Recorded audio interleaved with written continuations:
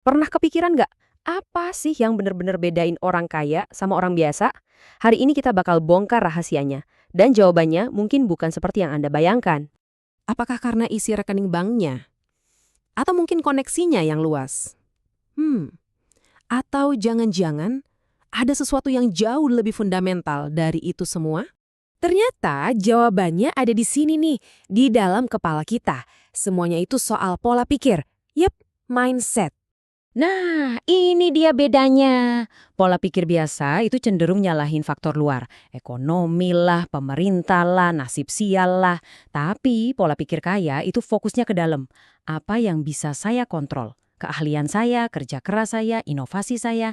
Jadi pertanyaannya simple. Hidup Anda itu dikendalikan orang lain atau Anda yang pegang kendali? Oke, kita masuk ke perbedaan pertama yang krusial banget. Ini soal waktu. Tepatnya, cara Anda memandang waktu dan masa depan. Orang dengan mindset biasa itu mikirnya hari ini. Hari ini makan apa ya?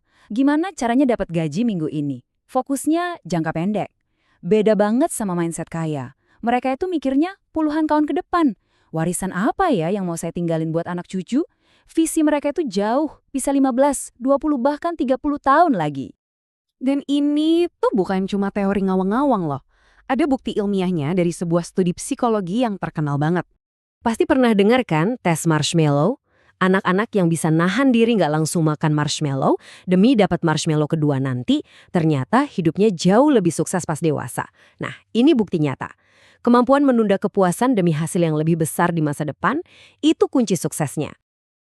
Oke, dari waktu, sekarang kita pindah ke topik yang nggak kalah penting. Uang. Kita lihat gimana beda cara pandang ini ngaruh ke filosofi keuangan mereka.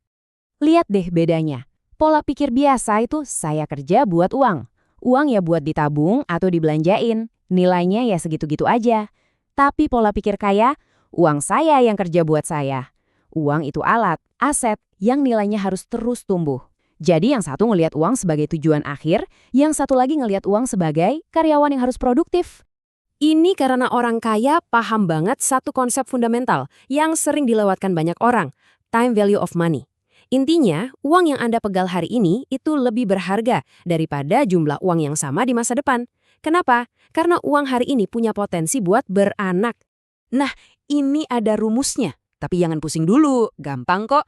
FV atau future value itu sama dengan PV atau present value dikali 1 tambah R atau bunga dipangkat T atau waktu. Intinya, rumus ini cuma cara matematis buat ngitung seberapa besar uang kita bisa tumbuh seiring waktu. Biar gampang kita pakai contoh. Misal Anda punya 10 juta rupiah sekarang. Terus bank kasih bunga 10% setahun. Anda dimin aja tuh uang selama setahun. Voila, uang Anda jadi 11 juta. Lihat kan, tanpa perlu kerja ekstra, uang Anda bisa tumbuh sendiri cuma karena faktor waktu.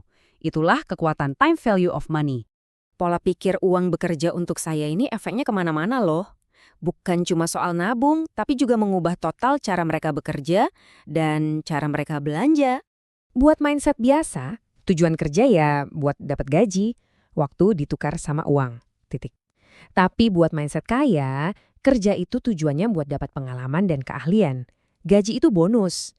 Kenapa? Karena keahlian itulah yang nantinya bisa jadi mesin pencetak uang yang jauh lebih besar. Jadi coba tanya ke diri sendiri, saya kerja buat gaji atau buat ngumpulin aset berupa skill? Dan soal belanja, ini juga beda banget. Mereka beli barang yang masukin uang ke kantong, bukan yang ngeluarin uang dari kantong. Ini bedanya aset dan liabilitas. Aset itu sesuatu yang ngasih kita duit, sementara liabilitas itu sesuatu yang ngambil duit dari kita.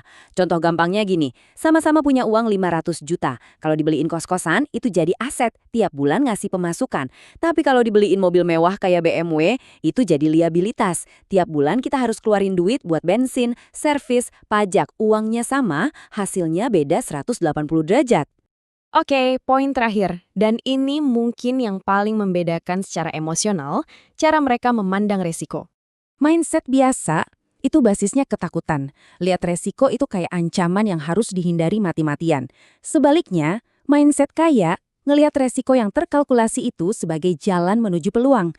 Jadi, pas ada hal baru kayak AI atau krisis kayak pandemi, yang satu panik dan diam, yang satu lagi malah mikir, Gimana ya cara manfaatin situasi ini jadi peluang?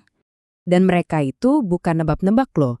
Mereka pakai model mental yang namanya expected value atau nilai harapan.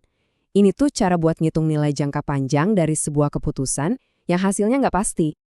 Ini rumusnya. Nilai harapan itu sama dengan probabilitas menang dikali imbalannya ditambah probabilitas kalah dikali kerugiannya. Kedengeran rumit? Enggak kok. Intinya, rumus ini ngebantu kita ngelihat dengan jernih, melewati rasa takut, dan bener-bener ngitung. Ini resiko sepadan nggak sih buat diambil? Contohnya di investasi saham ini. Misal peluang untungnya cuma 30%, tapi kalau untung bisa dapat 10 kali lipat. Sementara peluang ruginya 70%, tapi kalau rugi ya cuma kehilangan modal awal.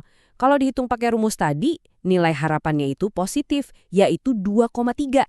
Artinya meskipun kemungkinan gagalnya lebih besar, secara matematis ini adalah taruhan yang sangat bagus. Kenapa? Karena potensi untungnya jauh lebih besar dari potensi ruginya. Inilah yang namanya resiko asimetris. Jadi, setelah kita bahas semuanya, jadi jelas banget kan, ini tuh bukan soal Anda mulai dari mana, bukan soal modal awal, ini semua tentang pola pikir mana yang Anda pilih. Coba kita rangkum ya pergeserannya. Pertama, lihat waktu secara berbeda, mikir puluhan tahun bukan cuma harian. Kedua, buat uang bekerja untuk Anda bukan sebaliknya. Ketiga, kerja itu buat cari pengalaman dan skill, bukan cuma gaji. Keempat, beli aset yang ngasih duit, bukan liabilitas yang nyedot duit.